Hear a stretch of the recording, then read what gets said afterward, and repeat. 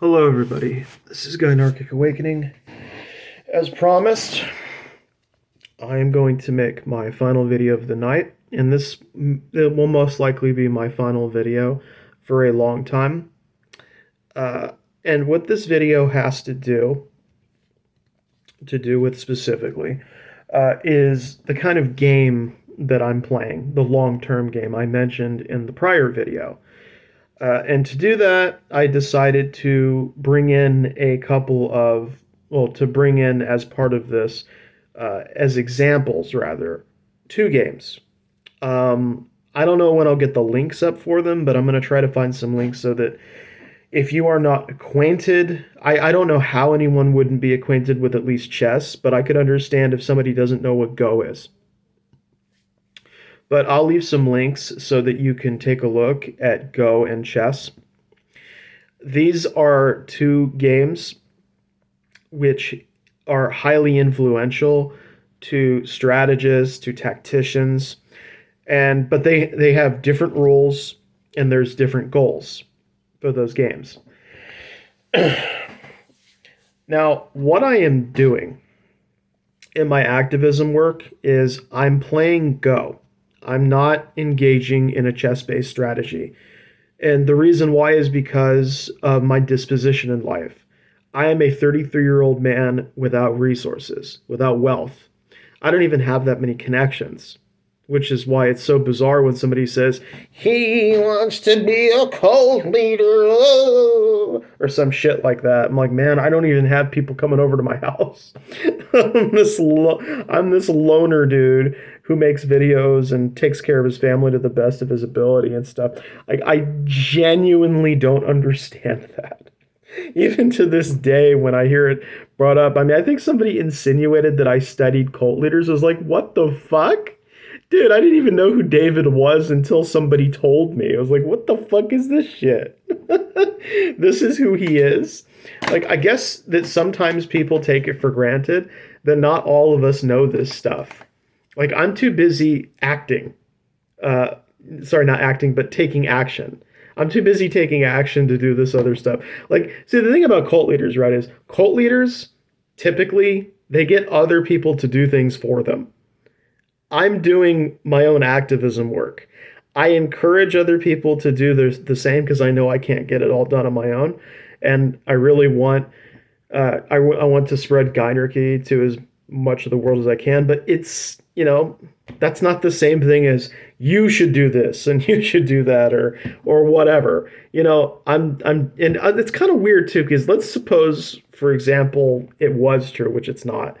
Like, I don't think of myself as somebody barking out orders. That's why, I mean, I don't think of myself that way. But of all the things to complain about, I mean, it's like, I'm not asking for people to like go shoot up schools or something. I'm not asking for some people to like go knife, to take revenge. I'm just asking for people to help out and, donate books and make suggestions. It's not that unreasonable, is it? Odd. Very odd. Anywho, getting back to what I was saying, sorry, that was a bit of a tangent there. I play Go. Now, if you don't know what that is a game that is based on the conquest of space. It is not like, I do not engage in attrition-based strategies. And very often when I think of chess, I have a harder time coming up with a non-violent context, some kind of non-violent way to think about chess than I do about Go. Go to me is the perfect Gynarchic activist strategy go-to, especially for my financial status, for my place in life, where I am, where I'm going, where I'm likely going to end up. It is, simply speaking, the most effective strategy that I can partake in. I don't believe in attrition-based strategies when it comes to nonviolent activism work. Now, I know I can acknowledge that there are times when you would want to engage in attrition-based strategies. Now, just for the sake of argument, An attrition-based strategy within a nonviolent context for Gynarchic activism could include, but is not limited to, voting out particular political candidates who are misogynistic or who are supporting policies that harm women and girls.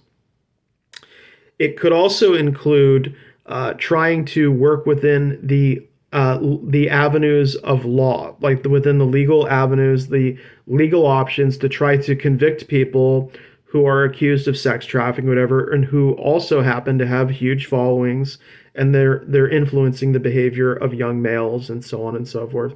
So you may want, attrition-based strategy, everything behind that really, I feel, it points to this one crucial point, which is that if you knock off one piece, you win the game. Or if you knock off a few other pieces, you win the game. And whatever that game happens to be. So if you're looking to convict certain people in politics to stop their influence from spreading, right?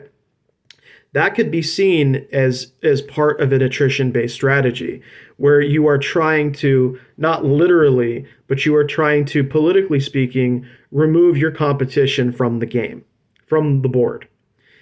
It could also be part of a larger strategy where you're trying to remove certain politicians from power legally because, and you might want to do that by donating to a candidate or voting them out, or trying to find out if they've broken the law so that you can use the law as a way to put pressure on them to either resign their position or to get law enforcement to forcefully remove them from their position. So these are all attrition-based strategies, and there is a time and a place for it. I do acknowledge that, and I understand that attrition-based strategy is something that is very inherent to Western thought process when it comes to strategies, when it comes to any kind of higher thinking as it relates to warlike stuff or to conflict. It just doesn't really jive well with me. This doesn't work for my life. And there's several reasons for it. One, I believe the political system is so broken that when you take out a few misogynists legally, or you take out some of these people legally, another scumbag or another group of scumbags just replace them in the political system. You can't just, attrition-based strategies, as far as misogyny is concerned, don't actually address the underlying problems. So just like saying, okay, I'm going to take this rook, or I'm going to take this horse or knight or whatever they're called. Here's the rook, here's the knight, here's the bishop, here's the pawn, here's the other pawn. I don't know. I don't remember all the names of the pieces, or here's the queen, or here's that. You take all these pieces, and what ends up happening in the world of politics and the world of men that they have run for so long, they just get replaced by other scumbags, because there's always somebody corrupt who's climbing their way up the ladder while other corrupt people are sitting at the top of it. So when you knock him off the top of the ladder, or whoever it is that's becoming a problem for women and girls and whoever else, or the marginalized or the disabled, what happens? This evil prick who's been sitting in the middle of the ladder, who's been climbing in the middle of the ladder, he starts to go to the top. And then the problem begins all over again. I really don't believe in the long-term efficacy of voting as a means to solve the problem. I think that that's part of the picture. That's part of the solution, but that can't be the entire solution. That can't be everything that we do. Because if it is, it's too easy for these people to just reestablish themselves or keep climbing for power. There's always a scumbag who's on the rise. There's always somebody who is smart enough to avoid getting involved in serious legal entanglements. Not every scumbag is going to leave a bunch of bodies in his wake. Not every scumbag is going to be stupid enough to sleep with a minor or do something else. Like, for example, there was this politician named Matt Gaetz who resigned from his office because of allegations involving a minor. And he's not the only one. We've got other males likewise who are being held accountable. And I'm not saying they shouldn't be held accountable, so that's not the point I'm making. They do. They all need to be held accountable. What I'm saying is, unfortunately, you can knock off as many Matt Gaetz as you want, but then there's 5 or 10 more Matts coming down the road. And I'm talking about Matt Gaetz's. There's another Mr. Gaetz waiting in the future to take a position of authority, and he might be smarter. He might be able to cover up his crimes better than the previous one. Not all of these people act so overtly. Not all of them are so careless. Some of these people are very intelligent and very good at covering their tracks and doing whatever it takes to shut people the fuck up. It can take forever and a day for for the women involved especially to get justice because of this fucked up system we're in. So that's part of why I don't really feel invested in attrition-based strategies, because when you attrit some of the enemy, it's like more of the enemy reappears. It's like, great, I just got busy knocking down like 10 or 20 of these fucking pedophiles and these assholes, and now there's like 50 or 60 more of them coming down the road. Great. What are we going to do now? So obviously, applying an attrition-based strategy in politics, especially when it involves pursuing law enforcement as a means to remove a political enemy that's a major problem, it's not a good long-term strategy. It's a start, but it's not a good long-term when you have to do other things too. So we've established that. That's a problem. The second reason why I don't like these, why this doesn't suit me, is because I don't have money. I'm not a billionaire. I'm not a millionaire. I'm not even technically on the poor ladder. I'm literally at the bottom of the ladder. I'm the dude who the only way I can make money right now is to go out and collect cans and bottles. I'm that fucking broke. So how the fuck would I be able to throw money at a candidate and hope, like, I would be able, it would be nothing. It'd be piddly change. It'd be like $20, $30. I, as a poor person, do not have the financial power to spend enough money on a candidate to get them whatever they need, advertising, whatever, to ensure that, or not to ensure, but to improve their chances of beating the enemy that I don't like. Like, that doesn't work. That won't work for me. So that's not in the game for me. If we go past money, I don't trust a lot of these politicians. And I think that at the end of the day, no matter how many times you put your pieces on the board, the other thing that makes this insidious is you think your pieces are always working for you, right? Your politicians are always working for you. But what happens when they don't do enough? What happens when they let you down? Do you know how many Democrats have been complaining and noting that the Democratic Party for years had several opportunities to codify Roe versus Wade and didn't do it? So it's bad enough when you're engaging in attrition-based strategies with the goal of knocking, the other pieces of the board and claiming the king or whoever the king is. But it's even worse when, like, you're not even sure whether your own pieces are 100% on board with you. Like, you're not even sure that your vision of the future is shared by them, or your idea of what the party should be is the same as their idea of what the party should be. So whenever you have these kind of conflicting visions for the future, these conflicting concepts that come into to battle with each other, so to speak, it's like, okay, dude, like, you had an opportunity to make sure this was never going to be a problem. You had the ability. You folks could have done it. So sometimes, like, when I'm thinking, gee, but what about our own people? And that's another problem. That's another problem with this strategy is, how do I know which of my own pieces to sacrifice? Because again, we're doing attrition, right?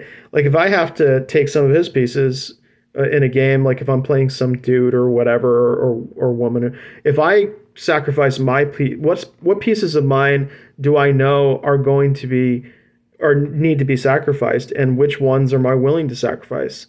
Because if you're playing an attrition-based game, it's not just about taking pieces, it's about sacrificing pieces. But what happens when you sacrifice the wrong people? What happens when the people that you sacrifice turn out to be the ones that are not as big of a problem as the pieces that you kept. Now, obviously, beyond all this, there is I want to acknowledge it. I do feel a discomfort with associating human beings in the way to pieces because it kind of feels very possessive, and it is.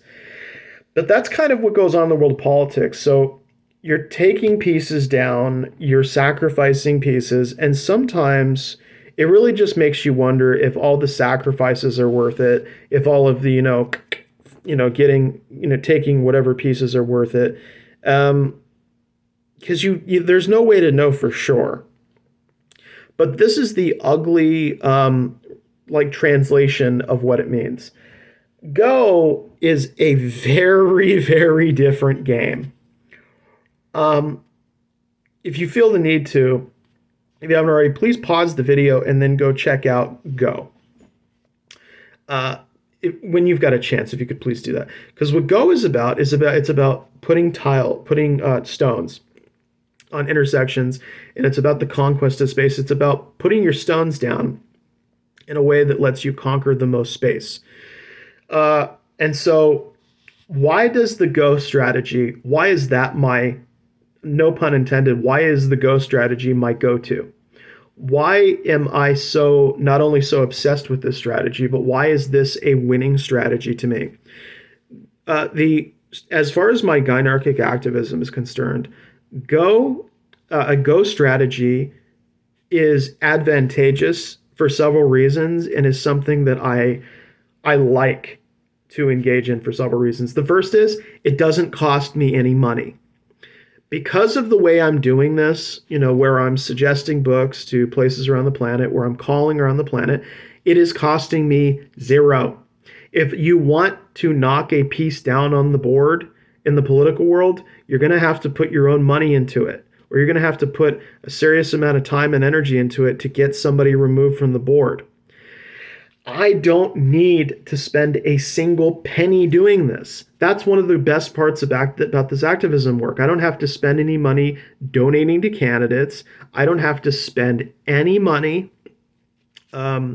doing anything. All I have to do is spend my blood, sweat, and tears, which I did.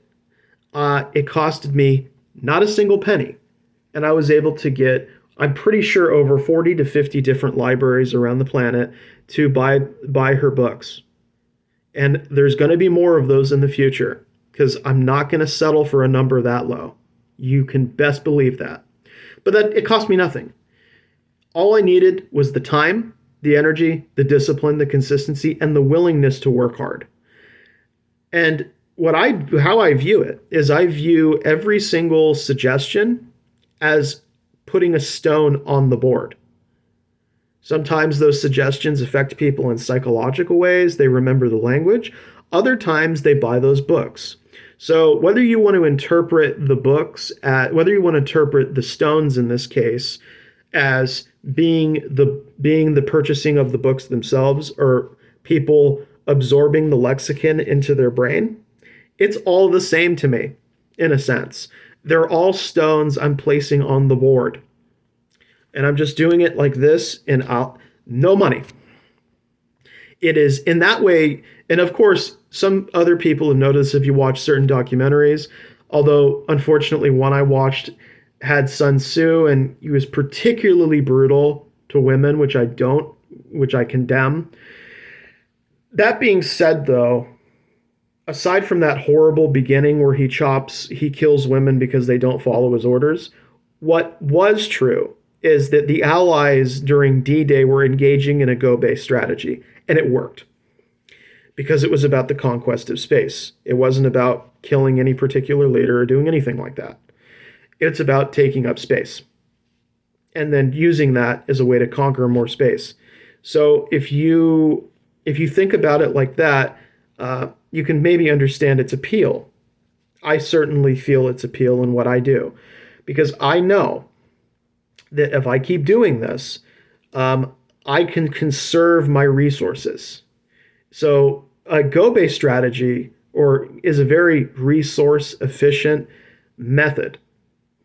Because even if I have to pay money for a phone number, for some kind of phone plan to call certain parts of the world, it's not anywhere near as much as like what it would cost for me to financially support a political candidate and get them in office, or the kinds. And I know there are grassroots stuff. I'm not pretending there's not. I'm just saying that it is resource efficient. It is time efficient. It is, and this is another reason why I engage in go-based strategies, is because I can do a lot more. I can get a lot more done.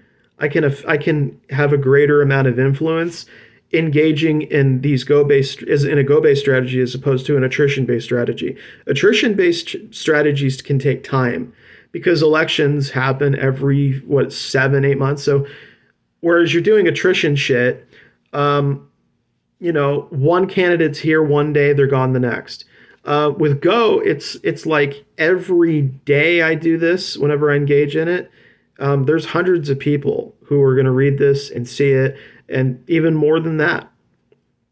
And when you engage in Go, unlike with like the attrition-based stuff, is I don't need to always win.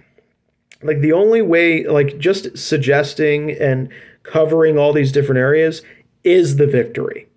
The victory here isn't knocking a piece down or, doing whatever you can to sabotage a criminal's political career or whatever. It's just putting everything on the board and then letting people do whatever they want with that lexicon and with those books. Now, of course, there are disadvantages to that too. No strategy is perfect. There's going to be flaws. Sometimes people will do maybe they don't want it to be read, so maybe they'll put it behind something else, or they'll try their best to conceal it from the public because somebody might have to go digging to look for it. Who knows? Who knows how people are going to present those books to the public? Not everyone is going to be so benevolent. Some people might even lie to you and say they're going to do something and then they don't do it. It's not like I checked every single library yet. I could do that in the future to see how much things have changed, but that's not what's important right now. So I've established that it costs no money. It's very time efficient and resource efficient. I can cover a lot more ground. That's the words I was looking for. I can cover more ground with a game of Go than I can with a game of attrition. And it's fundamentally different in this sense. One other thing that makes it very advantageous to do this is because when you engage in a game of Go, you make it so much harder for your enemy to deal with you. And there are enemies of this community who would love for nothing more than to see all of us dead. But if you spread the ideas to a lot of different places, if you spread the books to a lot of different places, it makes it nigh impossible to contain the lexicon and to contain the books to one specific geographical area. One of the big advantages to Go is that when you fully embrace the strategy, when you incorporate it into your Gynarchic activism, it's true that you can't control the outcome. Like you're not always going to know exactly how it influences or affects people. But what you do know is that once you make those suggestions, once people buy those books, it will lead to an effect. It will lead to an effect that no one has any full control over.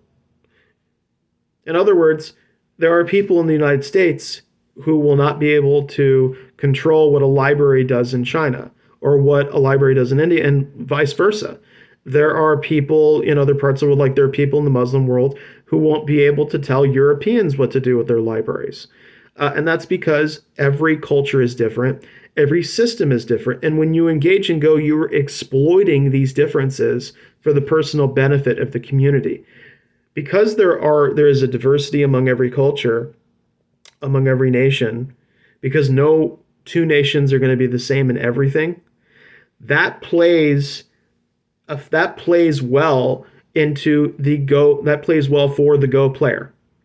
The Go player looks at that and goes, that's great, because now I don't have a universal enemy to face. I don't have the entire world literally out to get me. I just have these individuals who exist in whatever country, whatever they're doing. They're a problem. They're out to kill people. They're out to enslave women and girls and do whatever.